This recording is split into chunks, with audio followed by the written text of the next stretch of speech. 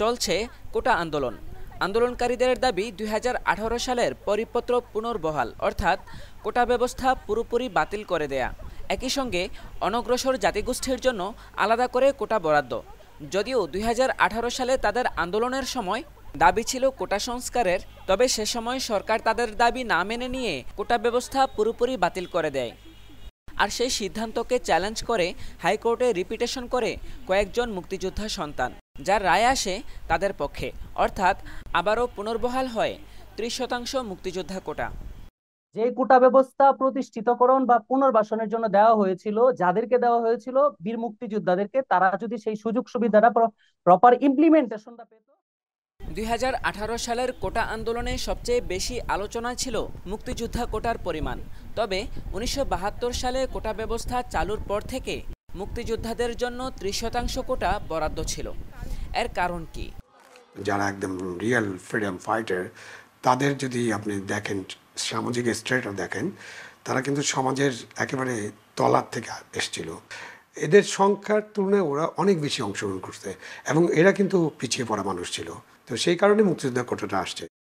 শুরুতে কেবল মুক্তিযোদ্ধাদের জন্য থাকলেও 1997 সালে মুক্তিযোদ্ধার সন্তান এবং 2011 সালে মুক্তিযোদ্ধার নাতি নাতনি পর্যন্ত এই কোটার পরিধি বাড়ানো হয়। ফলে 2018 সালে কোটা ব্যবস্থা বাতিলের আগ পর্যন্ত বরাদ্দকৃত কোটার বড় একটি অংশই ছিল মুক্তিযোদ্ধার সন্তান ও নাতি নাতনিদের জন্য, যা নিয়ে দেখা দেয় বিতর্ক। কিন্তু যে মুক্তিযোদ্ধা কোটা ঘিরে এত আলোচনা, সেই বিষয়টিকে কিভাবে দেখেন খোদ মুক্তিযোদ্ধারা? আমি একজন মুক্তিযোদ্ধা আছি। এখন আমার যেই স্ট্যাটাস, অর্থনৈতিক স্ট্যাটাস, তাতে আমার মেয়ের এই কোটা পাওয়া উচিত না।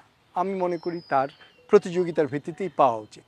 তাতে মুক্তিযোদ্ধাদের সম্মান অসম্মানের কোনো প্রশ্ন নেই। কোটাটা একটু কম হইলেও আমাদের অসুবিধা নাই, নাতি নাতনিদের কোটা এটা যেন আমাদের থাকে। এই কোটার যে পার্সেন্টেজ, সেটাকে যদি একটু আলোচনার মাধ্যমে সমঝোতা করে যদি একটু কমিয়ে আনা যায়, আমার তাতে কোনো আপত্তি নেই।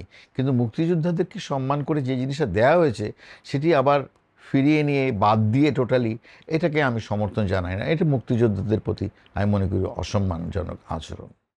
বাতিলের আগে সরকারি চাকরিতে মুক্তিযোদ্ধা, জেলা, নারী, ক্ষুদ্র নৃগোষ্ঠী এবং প্রতিবন্ধী, এই 5 ক্যাটাগরিতে মোট 56% কোটা বরাদ্দ ছিল। এর মধ্যে 1972 সাল থেকে চাকরিতে মুক্তিযোদ্ধা, জেলা ও নারী কোটা ছিল।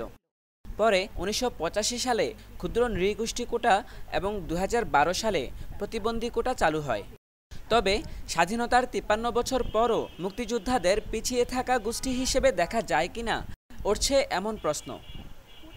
কোটা ব্যবস্থাকে সরলভাবে দেখার সুযোগ নেই বলে মত বিশ্লেষকদের। যে পিছিয়ে পড়া মানুষদের জন্য কোটা রাখা হয়েছে, তা কিভাবে ব্যবহার হচ্ছে এবং কতটা কাজে লাগছে, সে বিষয়টাতেও নজর দেওয়া প্রয়োজন বলে মনে করেন মিস্টার খান। কোটা যদি পশ্চাৎপদ মানুষের জন্য হয়, তাহলে একটা পরিবার যদি একটা ক্লাস 1 জব বা ক্লাস 2 জব পেয়ে যায়, তখন ওই পরিবার কিন্তু আর পশ্চাৎপদ থাকে না। সুতরাং ওইটা আমাদেরকে দেখতে হবে, যেটা আমাদের নেই, যেটা ভারতে আছে। পশ্চাৎপদতার একটা আয়ের সিলিং থাকতে হবে। আবার কোটা একবার ব্যবহার করার পর পদোন্নতির জন্য ব্যবহার করা যাবে না, অন্য কারণে ব্যবহার করা যাবে না। এই সব মিলে কোটা ব্যবস্থা থাকবে, কিন্তু কোটা ব্যবস্থাটা কিভাবে পরিচালিত হবে, ওইটা নিয়ে অনেক ভাবনার বিষয় আছে। কোটা বাতিলের আন্দোলন নিয়ে পক্ষে বিপক্ষে নানা আলাপ থাকলেও বারবারই সামনে এসেছে সংস্কারের বিষয়টি। একই সঙ্গে পিছিয়ে থাকা জনগোষ্ঠীকে এগিয়ে আনার লক্ষ্যে যে কোটা ব্যবস্থার প্রবর্তন, 5 দশক পরে সে তার কতটা ফল এলো, রয়েছে সেই প্রশ্ন।